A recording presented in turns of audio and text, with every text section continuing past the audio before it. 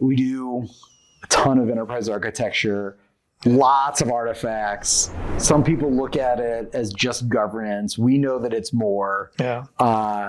What are some of the most overrated and underrated artifacts out there that you produce? Well, I think you hit on it as far as, architecture is not just for certification anymore. It's much more about just compliance, documentation, and to put a check in the box.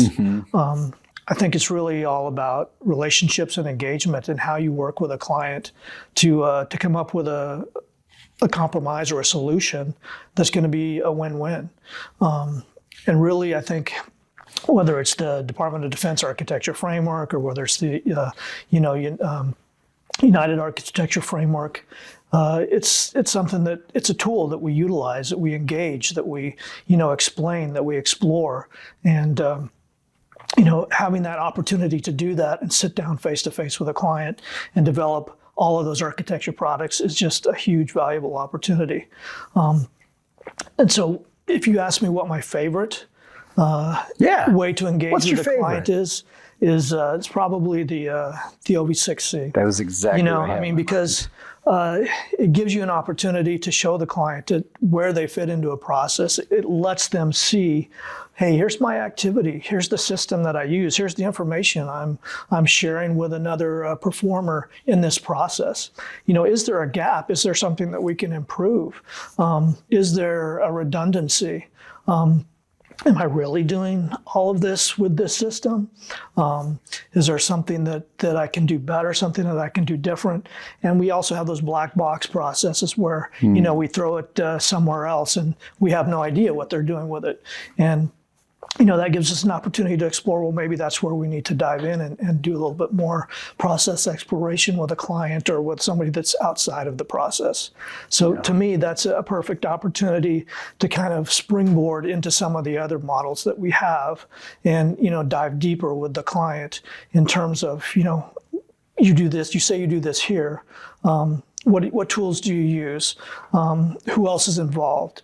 What information are you sharing? Are you the right person to do this? Is there training that's missing? Is there, something that's a gap? So I think it's just the OV-6c is such a perfect springboard into a whole enterprise architecture experience that we can engage the client with. Yeah, I like the picture that I'm getting from what you're describing is there's the kind of national map that gets generated. Right. We're not down to the individual street level view yet, but there's this big orientation of the major components involved. So that way you don't have to map everything from the beginning at the granular sand level of detail, which means you're 10 years away from ever having to able to show value, but that's starting broad and strategically picking where now to go deep and create opportunities of value. Yeah, that's a perfect way to put it because, you don't want to scare people away by immediately getting into the minutia of what they do, why they do it. It's because it can be scary. A lot of times you come into and engage with a client and they don't understand why you're there in the first place. But when you start to engage with them and show them what the value of that particular product is, how they can use it, how it can improve their lives, and how it can help them going forward, I think that's just a huge opportunity. Yeah, so go into that a little bit more then for me. How do you see skeptics of architecture on either the functional or technical end that have viewed it as compliance only in the past? What are some of those ways that they start to see the bigger value of having those architectures empower them in what they're trying to achieve? Yeah, I think specific to some clients, they think that maybe enterprise architecture is just the OV-6c artifact, but that there's a whole nother menu of those that we can pair together and show them, those gaps, those redundancies, specifically when you get into the SV5A, when you're pairing activities with system functions, and you go back and look at an OV-6c and see what the capabilities that enables, and then you compare that across maybe an architecture for one system, an architecture for another, and you can see that they're duplicating capabilities, they're duplicating functionality, they're doing things that maybe if you saw it in another light that you would say, well, I would never do that. Because it's just not cost effective, it's just not efficient. But if you're viewing that in a silo and only from your system, never expanding beyond just the engagement that you're having outside of that, you'll never see that. And you might not see that in OV-6c without pairing it with some of those other artifacts that are necessary to kind of peel the onion back and show them. Yeah. So I love that example. So how does it happen that that a client ended up having the same functionality across 5 different systems that work together every day, but they have that level of redundancy? Yeah, I think it's kind of an institutional silo, maybe, if you want to coin a term, is that, well, that's the way we've always done it, and that's the way we think we need to do it, and we're only going to improve what we have an influence over, rather than stepping back and saying, okay, it might be a little bit painful for us to realize that, hey, we do have a gap, we do have a redundancy, and we're going to have to change our process. And hopefully there's enough, intellectual honesty and candor that they'll see that. But you have to work with them. You have to get them to the point by showing them through these artifacts, through the engagement, through the relationship of that's really the case. And that's hard. I mean, and at the end of the day, maybe their position is right, and we as the consultants might have to step back and say, be honest too. No, I love that. I love that we're always open to being wrong, right?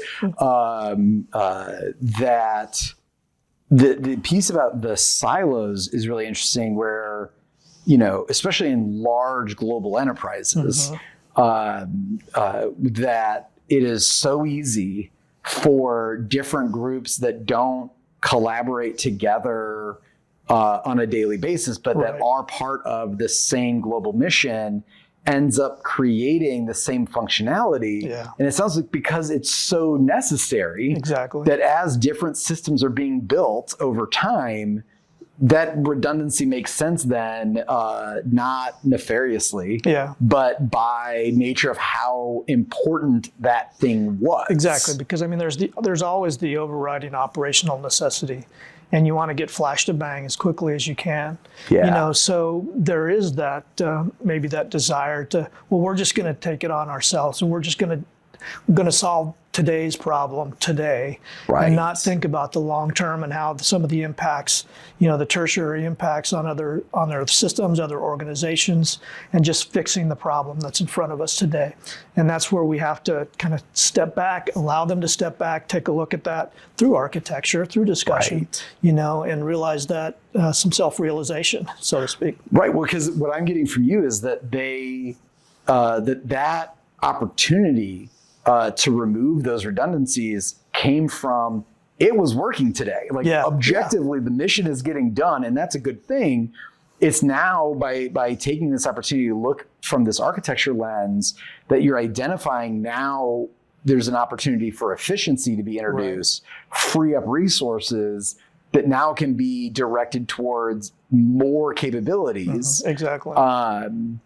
That's fantastic. And it also has me wondering, if not through architecture, how would you even go about, in a large global enterprise, how would you even go about identifying those redundancies in the first place? I think it's tough, and it's a way that I think that maybe that's how some of those silos were created, because we didn't have that picture, pick a point in time.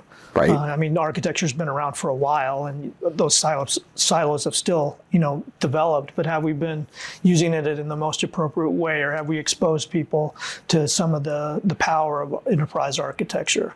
We can do a better job at that.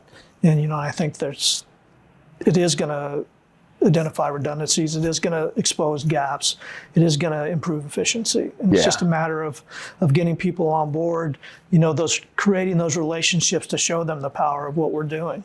Yeah, well, that sounds like where operational architecture then comes into this, and the idea of having this mission thread going all the way back to national security strategy, all the way through your prioritized, backlog and functionality.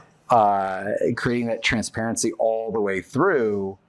Can you talk a little bit, help me understand where operational architecture may be one of those ways to start shining the light in some of these areas? I wish I had a little bit more experience in that, but as I've seen kind of architecture development, our operational architecture team, engage with the client and see what the value is. And it is really solving today's problem today through architecture, because we're engaging with the right people. We're showing them decision-ready things and, decision-making products that they can, operationalize. And I think that's really the key, not just creating something that's documenting the as-is, but we have to document the as-is in order to improve, the to-be, but it doesn't stop there. We're documenting the as-is so that we can move forward and operationalize a particular problem, a particular process. And we're doing that at scale, and we're doing that at speed.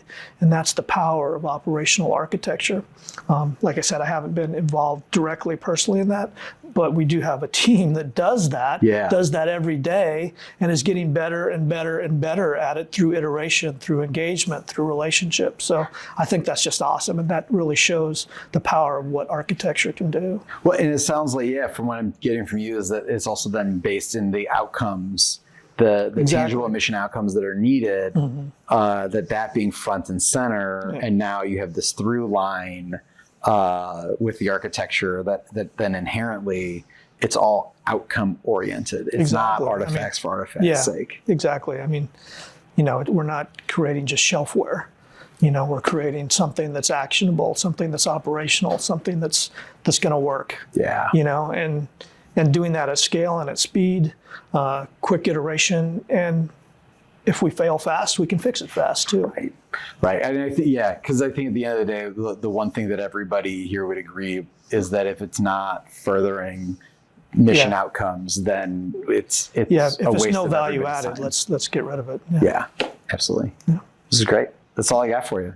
All right. All right. Thank you, Adam. Thank you, sir. Yep, you bet.